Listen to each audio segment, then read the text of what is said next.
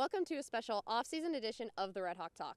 I'm Rebecca Gantamella alongside Matt Mormon, and we have some news from SEMO's football team as the Redhawks have extended Coach Tuke's contract by 2 years. And before the Redhawks' last home game of the season, Julie Oftenberg and I speculated about this possibility about what direction the administration wanted to go in, whether it was to keep Coach Tuke and extend his contract or move in a different direction. And it appears as though administration has decided to commit to Coach Tuke. And I agree with that. This is what Athletic Director Brady Barkey said in his statement. He said, Tama Tukewicz is the right person to lead our football program into the future. While the win-loss record has not yet met expectations, the culture within the program has greatly improved and we have become more competitive within the OVC. Changes will occur within the program to ensure we continue to progress, and we will continue to invest, but I'm confident the program's in the right hands. So, Matt, there are obviously buyouts in store for each extension. The value is at 50% in 2019 and then 25% in 2020. But it certainly seems like Southeast is wanting to continue moving forward with Coach Tuke, even though, like Barkey said, the win-loss record is not up to par. It's not where you'd want it to be, no. Like Brady mentioned there, the win-loss record overall has gone down each season under Coach Tuke, and in conference it's held stagnant at just 3 wins each of the past 4 seasons. And so, like I said, if you just go results-based, that's not what you want to see. However, there have been some bright spots, especially with the defense over the past 4 years, as well as the running game, especially this year, behind Marquez Terry, who actually led the OVC in rushing yards. So the record itself hasn't been improving, but like Barkey mentioned in his statement, the culture itself is improving, and they're also becoming more competitive within the OVC. Do you agree with that part of the statement? Overall, yeah, I think there are some things that need to get better, but looking at the team, in the 3 seasons before Coach Tuke became head coach, the team only won 2 conference games each of those 3 seasons. Under Tuke, SEMO has been very competitive in their losses as well, with 15 losses by 7 points or fewer.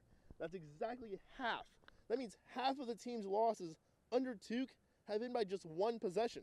It's not an excuse for losing, and you have to find a way to win those games, but if they would have, we'd be talking about a much different SEMO football program right now.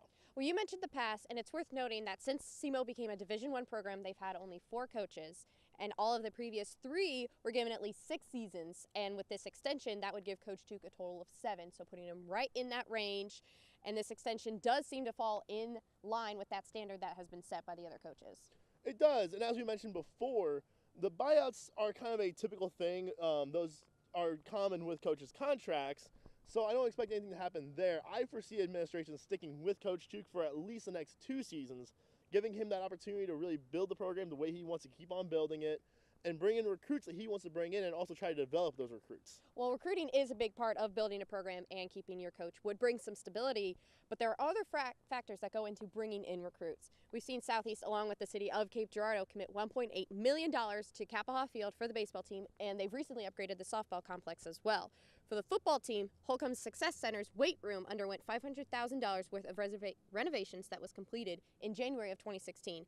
As for how field itself is concerned, Southeast upgraded the lights and video board in 2011 along with a new turf field, and this was done the season after Southeast won the OVC championship.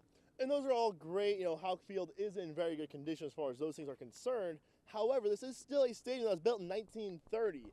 And when you compare that to a team right across the river in southern Illinois, Carbondale, who just invested almost $30 million into their stadium, it just doesn't hold up to that. You also compare it to another team in the conference, a program that just turned everything around in 1 year in Austin Peay, who just invested around $14 million into their stadium. And although those came with big financial obligations and donors that helped out with those stadiums, you have to wonder if those are the kinds of things that Brady Barkey's talking about when he mentions investing in the program. So we know changes have to be made somewhere, but where do those changes start? We can't keep going with the same win-loss record. Things have to be improved upon. Where does it start? In my opinion, it's got to start offensively. Their total offense has gone down every year under Coach Tuke from 422.5 yards per game all the way down to just 301.7 this past season. Also, their scoring has gone down from about 32 points per game in 2014 all the way down to 20.5 in 17. I agree. The offense needs to step up as a whole, but the entire team needs to step up when they go on the road. This team has never been able to figure out how to win when they're away from Houck Field. They've only won 3 games under Coach Tuke on the road. 3-20. That's an awful winning percentage and one that you cannot sustain. There's no way a team can win in the conference with that kind of a road winning percentage. So we are going to be seeing some changes moving forward, but we know now that it's not going to be the head coaching position. Like I mentioned earlier, Southeast has extended Coach Tuke's contract for another 2 seasons all the way up to 2020. From Matt Mormon and Rebecca Gangemella, thank you for joining us for this special off-season edition of the Redhawk Talk.